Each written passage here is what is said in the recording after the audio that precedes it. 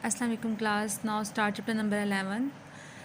Definition of matrix आप already पढ़ चुके हैं, उसके अलावा उसके जो पार्ट्स होते हैं वो भी आप पढ़ चुके हैं। अब एक दफ़ा मैं जस्ट ये रिपीट कर देती हूँ कि रोज़ क्या होते हैं, कॉलम्स क्या होते हैं, तो फिर हम अपने नेक्स्ट लेक्चर की तरफ जाते हैं। मैट्रिक्स के बारे में हमने पढ़ा था कि matrix is an arrangement of different quantities in a specific order, कि एक ऑर्डर होता है नंबर्स का और हम उसको एक फॉर्म में अरेंज करते हैं और वो क्वांटिटीज़ नंबर्स होते हैं 1 2 3 4 5, उनको हम मैट्रिक्स की फॉर्म में अरेंज करने हैं। तो मैंने आपको यहाँ पे अरेंज करके बताया था कि किस तरह हम इसको अरेंज करते हैं, कि थोड़ा डिस्टेंस पे लिखते हैं 1 2 3 2 4 और ये मेरे पास एक मैट्रिक्स बन जाता है। और अगर हम उन्हें क्लोज कर देते हैं स्क्वायर ब्रैकेट से तो हमारे पास क्या बन जाता है, मैट्रिक्स बन जाता है।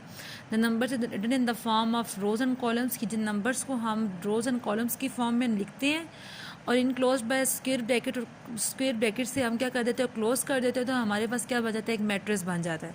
फिर मैंने आपको बताया था मैट्रिक्स में एक रोज़ होती है और एक कॉलम होती है। रोज़ क्या होती हैं, जो हॉरिजॉन्टल एंट्रीज़ होती हैं वो क्या कहलाती हैं, रोज़ कहलाती हैं, और जो वर्टिकल एंट्रीज़ होती हैं वो क्या कहलाती हैं, कॉलम्स कहलाती हैं। ठीक है, रोज़ की आसान सी एग्जांपल दी थी कि रोज़ में आप अपनी पेंसिल को इस तरह हॉरिजॉन्टल फॉर्म में कर लें, 1 रो 2 रो, और जब आप कॉलम की बात करते हैं तो कॉलम में अपनी पेंसिल को ऐसे कर लें तो ये 1 कॉलम हो जाएगा, यानी नंबर्स उनके ऊपर पेंसिल लगते जाएँ 1 2 3, तो कितने कॉलम्स बन गए, 3 कॉलम्स बन गए।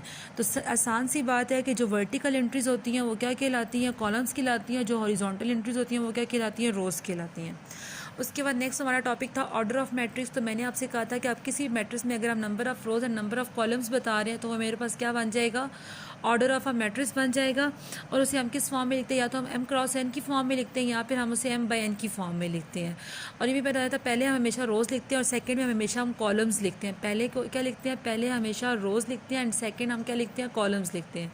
तो ये मैंने एक एग्जांपल आपको कही थी कि आपने ये आसान सी एग्जांपल मैंने सॉल्व कराई थी।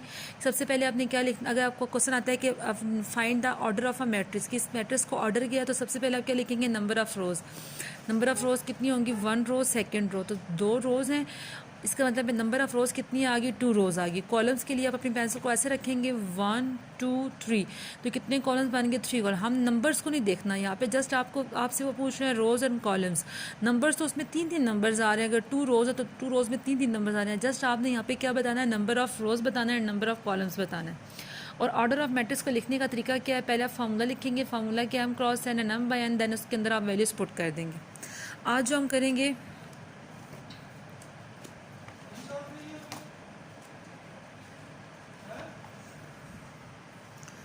आज जो हमारे पास टॉपिक है उसमें है लोकेशन ऑफ एन एलिमेंट। आज जो हमारे पास है वो है लोकेशन ऑफ एन एलिमेंट्स, कि किसी मैट्रिक्स में एलिमेंट्स की लोकेशन कैसे होती है। पहले हम बुक से रीड कर लेते हैं। बुक में उन्होंने लिखा है, the location of an element in a matrix indicated by interesting inserting the rows and columns. क्या, the location of an element in a matrix, कि किसी मैट्रिक्स में एलिमेंट की अगर लोकेशन चेक करेंगे उसे हम कैसे इंडिकेट करेंगे, by inserting the rows and columns numbers with letter A, कि हम मतलब मोस्टली हम लेटर ए से इसको रिप्रेजेंट करते हुए मैं बताऊंगी कि लेटर ए क्या होता है। ठीक है, फॉर एग्जांपल अब हम, क्योंकि हम इसमें क्या कर रहे हैं, इंसर्ट कर रहे हैं रोज एंड कॉलम्स, हम क्या कर रहे हैं, इंसर्ट कर रहे हैं किसी भी, insert the rows and insert the rows and columns. For example मैं अपनी मर्ज़ी का लिख रही हूँ 1 2 3 4। अब इसमें वो आपसे कहते हैं कि आप इसको लोकेशन ऑफ एन एलिमेंट की फॉर्म में लिखें। अब हम कैसे लिखेंगे, फॉर एग्जाम्पल मैं एक साथ एग्जाम्पल बताती हूँ, A1 1। अब A11 का क्या मतलब होगा, अब हमेशा पहले हम क्या लिखेंगे, पहले वाला जो 1 होगा वो किसको रिप्रेजेंट कर रहा होगा, रो को, एंड सेकंड वाला 1 रिप्रेजेंट कर रहा होगा कॉलम को, ठीक है। अब आपने लोकेशन ऑफ एलिमेंट की बात करें तो आप हमेशा उसे इस फॉर्म में लिखेंगे, इंडिकेटिंग ए, आप उसे ए से रिप्रेजेंट करते हैं और उसके बाद आप उसमें बताते जाते हैं कि रोज़ कितने हैं और कॉलम्स कितने हैं। तो हम उसे किस तरह की फॉर्म में लिखेंगे, अगर हम फॉर एग्जांपल लिखते हैं A11, तो 1 किसको रिप्रेजेंट कर रहा होगा, फर्स्ट रो को, एंड सेकेंड वाला 1 किसको रिप्रेजेंट कर रहा होगा, फर्स्ट कॉलम को। मतलब A11 का मतलब है first row and first column.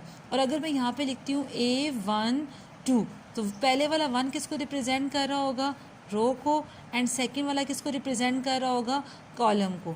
मतलब जो हमारे पास फर्स्ट एंट्री के लिए क्या है, फर्स्ट एंट्री के लिए हम कह रहे हैं कि 1 रो 1 कॉलम, के 1 ही रो है और 1 ही कॉलम है। नेक्स्ट में हम कहते हैं कि 1 रो है बट कॉलम किस पे आ गया, सेकंड कॉलम पे आ गया। इसी तरह हम नंबर्स लिखते जाते हैं, हम रिप्रेजेंट करते जाते हैं।